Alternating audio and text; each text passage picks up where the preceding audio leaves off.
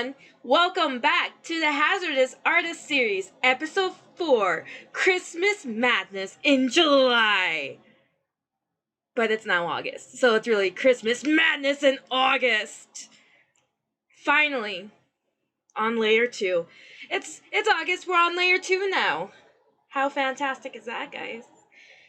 It is going to be a little different from here on out until the end of this episode series, because I realized when I was looking through my files and going through the video itself to do a little bit of editing before recording, I realized that even if I took out all the cleaning process of the video out, it's still 2 more hours of coloring.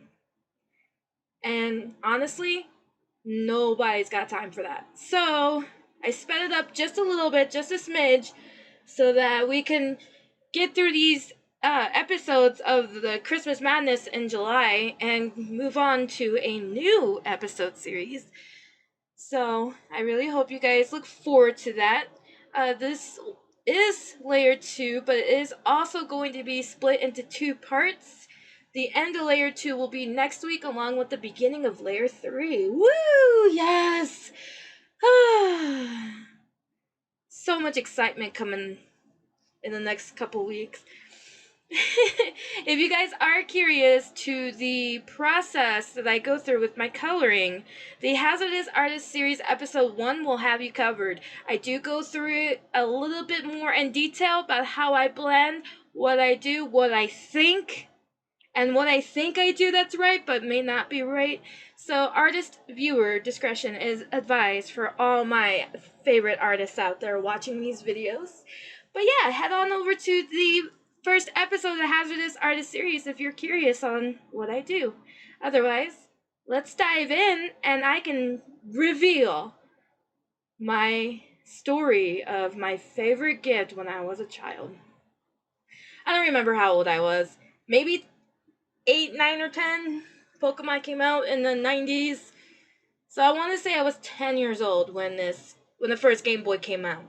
Or 9 when the first Game Boy came out. But yeah, I kind of just gave a spoiler. Spoiler alert! My favorite present was my first Game Boy Color. And it was purple. Not the see-through purple, not the cool purple, but the solid purple color. It was still my favorite Game Boy. The games that I got were Pokemon Red and Blue. But my favorite game that I got with it was Silver and Gold. And honestly, I can't remember if Gold was actually my little brother's game or mine, but I'm pretty sure I had both. But it was my all-time favorite gift. I remember my poor mother, I remember screaming how happy I was, flailing, okay, because I was a heathen child back in the day. Screaming and flailing and just, I got a Game Boy, yeah, kind of feeling. So I spent all day, that day and the next day, and really like that whole week, of playing Pokemon Gold and Silver. And I remember we were in my dad's van going to my grandma's that day. It was an older, like, GMC. You know those vans that steal your girl? If you took out the seats, you could probably make a home out of it. Wasn't quite like a Volkswagen, the old Volkswagen buses.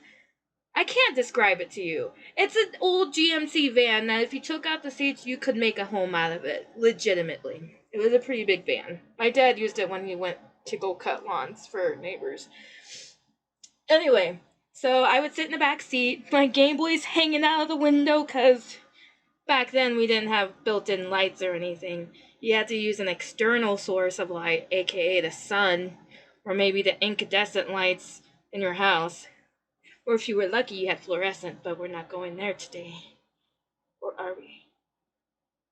So I hung my Game Boy outside the window of my van, playing, giggling, because I'm pretty sure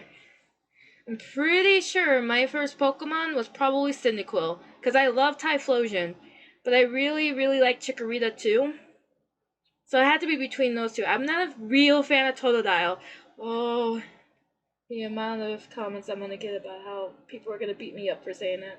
But I wasn't a real fan of Totodile as some of my other friends were. But Cyndaquil was definitely my favorite starter of that generation of Pokemon. And Chikorita was my close second, and not just for Chikorita. Like, Chikorita's cute, but I wanted Meganium because Meganium was my B. And Cyndaquil was my B too, but I always evolved them to Typhlosion because Typhlosion is beast. So I played all day in this van. I couldn't even tell you how far I got, but ever since then, I always do this thing where I would level up any Pokemon I caught or my starter Pokemon because I'm very picky about my Pokemon. I would level them up before I hit the next town. So after I got my starter, I would hang around that first area with all the grasses and weeds, catch Pokemon I liked. I think the only one I liked was Sentret, and only because I wanted Ferret. How do you pronounce that? I don't even remember.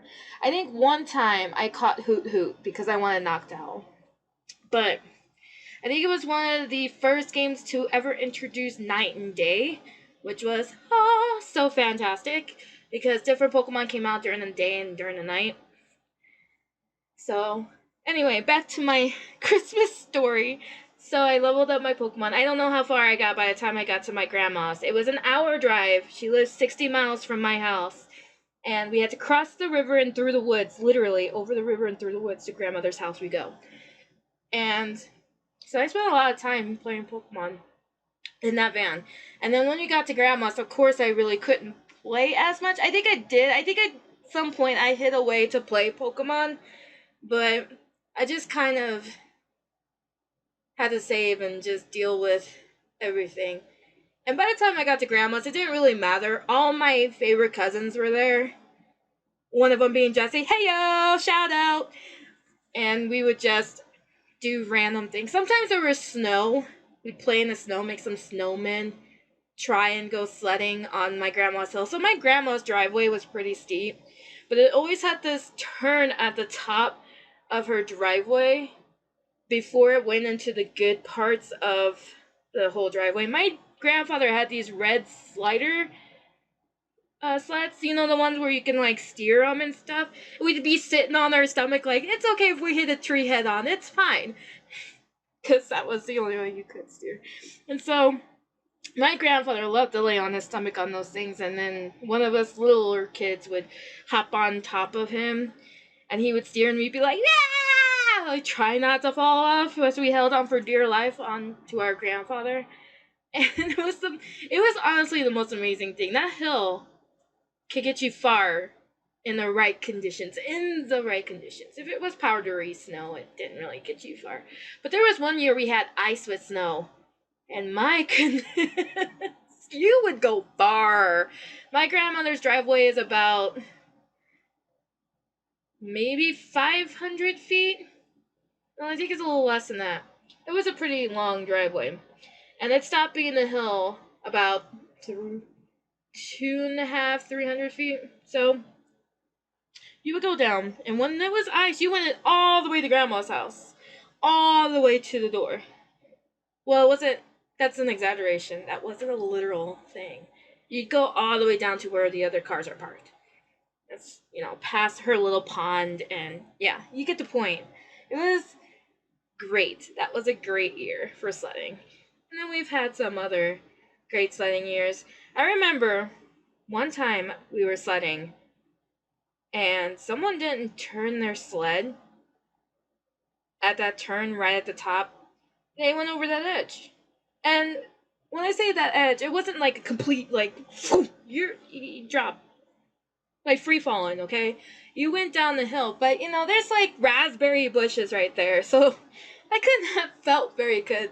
And I can't remember which one of my cousins, or if it was my brother actually, who went over that edge through the raspberry bushes, but they went through the raspberry bushes and down. And I mean, my grandmother lived in the forest, so there were, you got oak trees sitting here and there. They're not weak little things. Those oak trees will damage.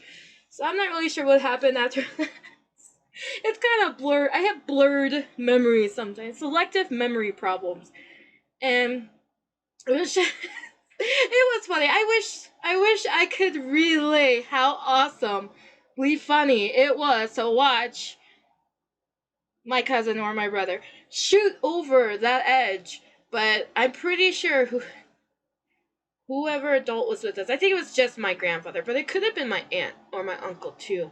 I'm pretty sure whoever was chaperoning us was horrified, and I think all of us kids were laughing about it. We're just, did you see him go over the edge? He just, like, he's gone. Bye. Have a beautiful time. You know, we were kind of evil kids. And sometimes we would crash into other things. There have been, like, one side of my grandma's driveway has a hill, and in certain parts of the driveway, that hill is actually a rock. And then on the other side is a, like, awkward drop down to another hill that goes into trees and bushes. And then my uncle's house, which was just a little bit up from where the hill actually ends. So if you were unlucky enough to actually shoot off that edge where my uncle's house was, then there's no trees to stop you. You fly off and you hit the ground. And you're lucky if you hit powdery snow and not a rock. Because there were plenty of those too. I never hit anything. I think one time I actually hit a raspberry bush, and I really deeply regretted my decisions after that. But I think it was also a little bit older for that. And I think that our video is coming to a close. Tell me your favorite present stories that you guys have. What was the favorite gift that you guys got when you were a kid? Do you remember how it felt? Was the nostalgia real big, and did it hit hard? Or do you not remember it at all? Maybe you got your favorite gift when you were older.